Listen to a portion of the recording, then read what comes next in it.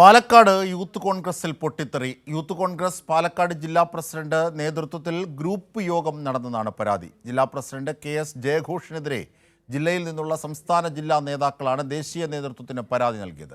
വരാനിരിക്കുന്ന പാലക്കാട് നിയമസഭാ ഉപതെരഞ്ഞെടുപ്പിന്റെ ഭാഗമായാണ് എ ഗ്രൂപ്പ് യോഗം വിളിച്ചതെന്ന് പരാതിയിലുണ്ട്.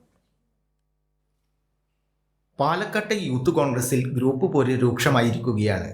യൂത്ത് കോൺഗ്രസ് ജില്ലാ പ്രസിഡന്റ് KS ജയഘോഷിനെതിരെ ജില്ലയിൽ നിന്നുള്ള സംസ്ഥാന ജില്ലാ നേതാക്കൾ ദേശീയ നേതൃത്വത്തിന് പരാതി നൽകിയിരിക്കുകയാണ്.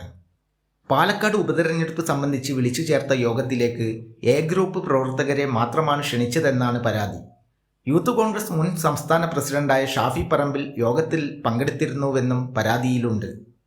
പാർട്ടിക്കകത്ത് ഗ്രൂപ്പ് പ്രവർത്തനവും ഏകാധിപത്യ പ്രവണതയും സംഘടനയുടെ ഐക്യത്തെ ബാധിക്കുമെന്നും പരാതിയിൽ പറയുന്നു.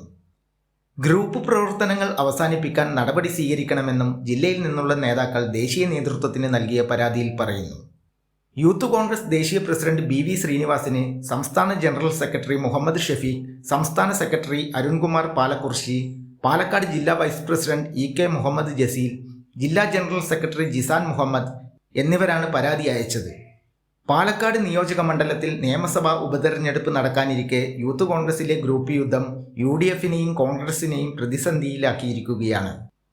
കൈരളി ന്യൂസ്, പാലക്കാട്.